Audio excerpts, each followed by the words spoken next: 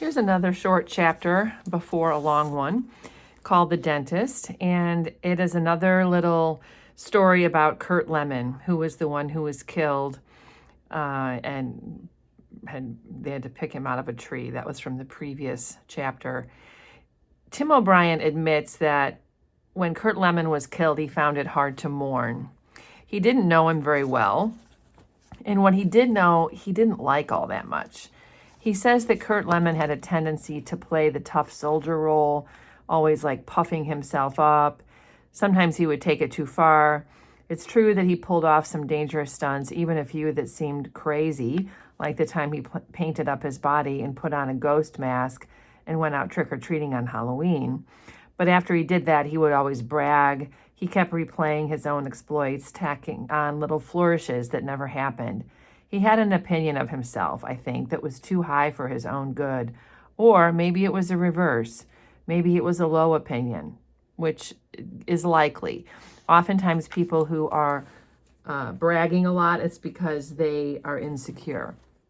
And I think this chapter, honestly, is a good place to sort of talk about connections. I think we all know somebody like this, or have known in some time in our life somebody who seems very conceited. There actually might be times that you yourself act that way, and it's worth asking, why does that happen? Why does somebody feel the urge to brag?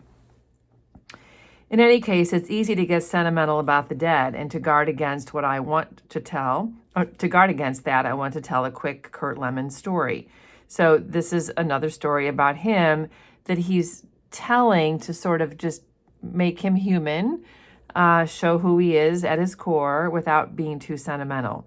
So during this time, it was February, and they were in an area called Rocket Pocket, which is a nickname for a place where the enemy would sometimes launch rocket attacks on an airfield in July.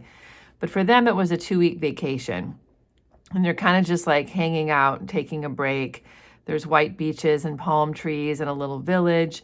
It was a quiet time. There were no casualties, no contact at all. As usual, though, the higher-ups couldn't leave well enough alone, and one afternoon an Army dentist was choppered in to check their teeth. He describes this dentist as a tall, skinny young captain with bad breath, which is ironic for a dentist. You would think they could figure that out. He lectured them on oral hygiene, demonstrated flossing and brushing techniques, and then afterwards, everybody got a dental check. And the way he describes this dental checkup is that it was almost like assembly line, where he just sees one person after another. They have very few tools there. He just has like a battery-powered drill and a cot, and they're using seawater for rinsing. And he's basically just cleaning everyone's teeth and doing a checkup. As we sat waiting, Curt Lemon got tense, playing with his dog tags, fidgeting. Someone asked him what's wrong, and he says, well, and he's clearly a little embarrassed, when he was in high school, he had a couple bad experiences with dentists. And then he exaggerates, real sadism, torture chamber stuff. And then he tries to sort of cover his anxiety. He doesn't mind blood or pain. He actually liked combat. But there was something about a dentist that just gave him the creeps. And he just decides he's not going to go see that dentist. Count me out. Nobody messes with these teeth.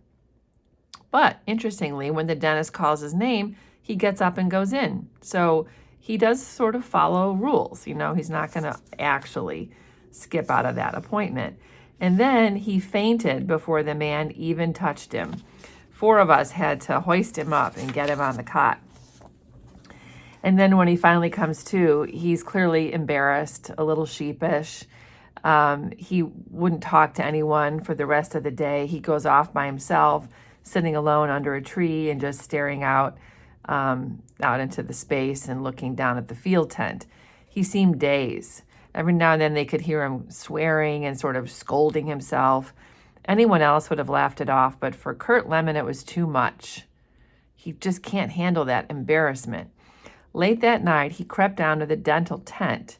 He woke up the young captain and said he had a terrible toothache.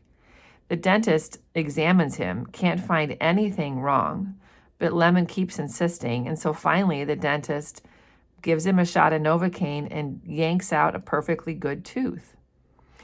Obviously, there was some pain, but in the morning, Curt Lemon was all smiles. So he does this just to prove that he is brave. Like, he can't handle the reality of having been afraid of the dentist.